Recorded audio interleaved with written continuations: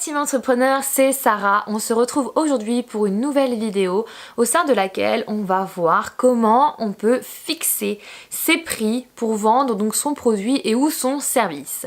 Donc c'est pas toujours évident finalement de se dire bon là j'ai créé mon entreprise, je veux vendre ça ou je veux proposer tel service, mais finalement à quel prix, quel tarif, comment je m'y prends, comment je fais. C'est pas toujours facile puisque finalement il n'existe pas de règles réellement précises qui dictent comment tu dois t'y prendre pour établir ton prix ou ton tarif. Il faut savoir que voilà, sur notre marché économique finalement c'est vraiment, on est libre finalement d'établir, on n'a pas réellement de réglementation, après bon ça dépend de certains secteurs, mais il n'y a pas réellement de réglementation qui nous oblige à dire eh bien je dois fixer tel ou tel tarif. Ce qui fait que concrètement le choix du prix, la manière dont tu vas établir ton prix, ça va se faire au niveau en fait de la rencontre si je puis dire entre donc le marketing que tu vas mettre en place et puis la gestion financière que tu fais donc de ton entreprise. Et donc pour ce faire je vais te proposer 3 critères qui devraient donc te permettre d'établir correctement finalement l'établissement donc de ton prix ou de ton tarif. On commence avec le premier critère qui va être en fait ce qu'on appelle le prix psychologique. Donc peut-être que tu en as déjà entendu parler. Si par exemple je te dis pour acheter un téléphone, à quel prix tu es prêt à mettre? Eh bien là c'est une bonne question puisque la personne A va me répondre eh bien moi je suis prêt à mettre 1000 € en fonction du produit. Si par exemple on prend je ne sais pas au hasard un iPhone, la première personne par exemple pourra me répondre je suis capable de mettre 1000 €. Et je vais interroger une deuxième personne et la personne B va me dire oula, non, moi 200 € grand max. Donc là, tu vois, tu vas être face à des personnes qui ont donc un prix psychologique. C'est-à-dire que concrètement, c'est quel est le prix que tu serais prêt à mettre, à payer tout de suite finalement pour avoir accès aux produits ou aux services. Donc c'est vraiment intrinsèque, c'est-à-dire intrinsèque aux gens, c'est-à-dire que voilà, c'est tout le monde finalement va avoir plus ou moins en tête donc son prix psychologique. Donc il faut savoir que ce prix psychologique va pouvoir en fait finalement va varier grâce à 2 choses. La première, ça sera par rapport donc à l'image finalement que le client va avoir donc du produit ou du service, ce que l'on appelle donc la qualité perçu que le client a de ton produit ou de ton service, et ça va également varier par rapport à la connaissance que le client va avoir donc de ton produit ou de ton service, ce qu'on appelle donc la qualité finalement intrinsèque. Donc ces deux qualité perçue, qualité intrinsèque va constituer finalement ce prix psychologique. Donc c'est très important finalement de travailler sur le prix psychologique, car si par exemple tu affiches un prix qui va être beaucoup plus faible à l'idée que va se faire finalement le client de ton produit ou de ton service, l'image va pouvoir en être dégradée et donc va naître ce qu'on appelle donc une incohérence dans l'esprit du client et le client ne va tout simplement pas acheter chez toi. Ensuite, on a un second critère et le second critère, ça va être le tarif concurrentiel. Bien entendu, quand tu vas arriver sur un marché, sauf si bien tu es dans l'innovation par exemple, où tu n'auras peut-être pas forcément de concurrents d'entrée de jeu, mais sinon dans les 90% des cas, 95% des autres cas, on va dire, tu vas arriver sur un marché. Et sur ce marché, il y aura déjà donc des concurrents qui seront établis depuis finalement plus ou moins longtemps. Donc il va être très intéressant donc d'aller regarder finalement quel prix, quel tarif va proposer ta concurrence pour pouvoir établir ce qu'on appelle un positionnement concurrentiel. Ce positionnement concurrentiel, il a pour objectif finalement de te situer dans l'esprit des gens par rapport donc à la concurrence que tu vas avoir sur les produits ou sur le type de service que tu proposes.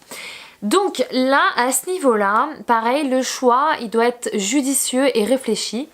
Tu peux pas arriver et dire bon voilà je vais mettre tant, car imaginons que ton produit tu le proposes plus cher que ta concurrence, d'accord? Ta concurrence qui est là établie depuis peut-être plus longtemps que toi, et toi tu arrives et tu te dis moi je mets un prix, ça sera plus conséquent que ma concurrence. Alors si tu fais ça, il y a intérêt que derrière finalement la qualité de ton produit ou ton service soit bien meilleure que celle que le concurrent propose, et surtout également il faudra donc des services supplémentaires. Tu peux pas bien entendu proposer un produit ou un service plus cher qu'une concurrence qui est déjà établie si derrière le service ou la qualité ne suit pas. A contrario également, il faut que tu sois vigilant. Car si tu proposes un prix plus faible finalement que ta concurrence, qu'est-ce qui peut se passer dans l'esprit du client? Eh bien, mets-toi à la place du client. Si tu vois que ton concurrent, il propose un prix à 350, toi, tu proposes ton produit, tu te dis, oula, je vais le mettre bien moins cher, comme ça, je vais lui rafler sa clientèle.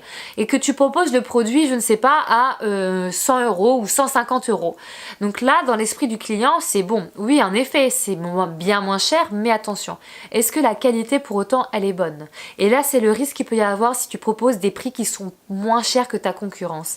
L'image, finalement, la qualité de ton produit peut être dégradée. Et donc finalement tu n'auras pas non plus de vente car les clients vont se méfier de ce prix qui sera peut-être trop alléchant. Troisième finalement et dernier critère qu'il va falloir prendre en considération lorsque tu vas établir ton prix, c'est la santé financière donc de ton entreprise. Bien entendu, je te l'invente pas, hein, j'imagine que tu te doutes très bien. Ton entreprise, elle a une structure économique qui doit en fait la faire vivre, la faire perdurer dans l'avenir.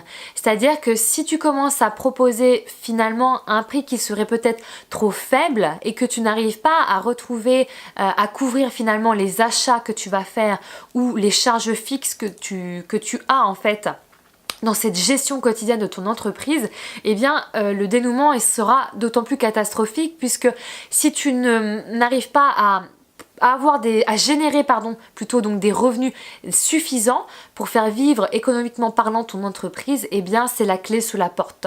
Car si tu ne rentres pas dans la couverture de tes achats et dans le remboursement finalement de tes charges fixes, eh bien malheureusement tu vas droit dans le mur.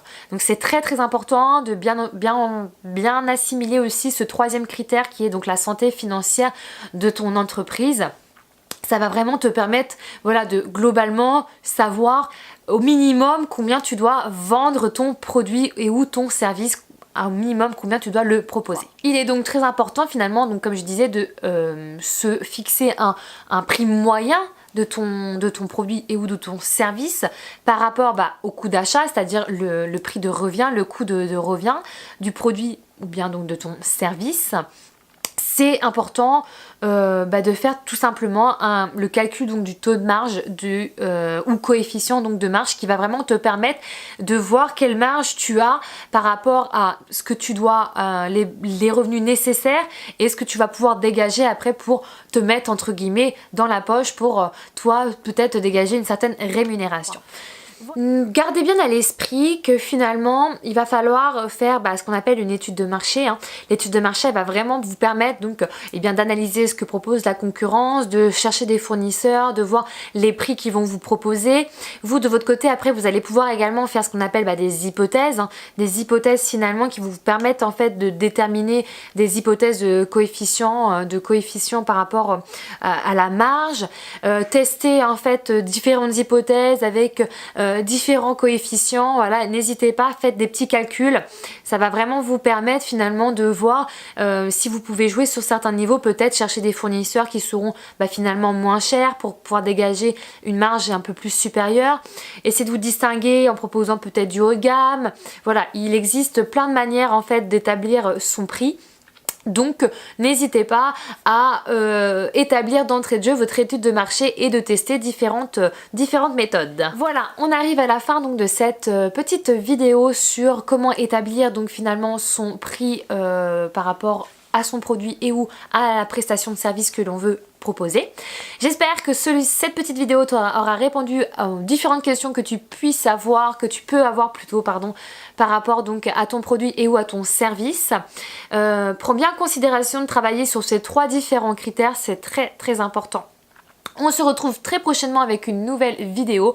En attendant, n'oubliez pas, il est temps d'entreprendre. Ciao ciao!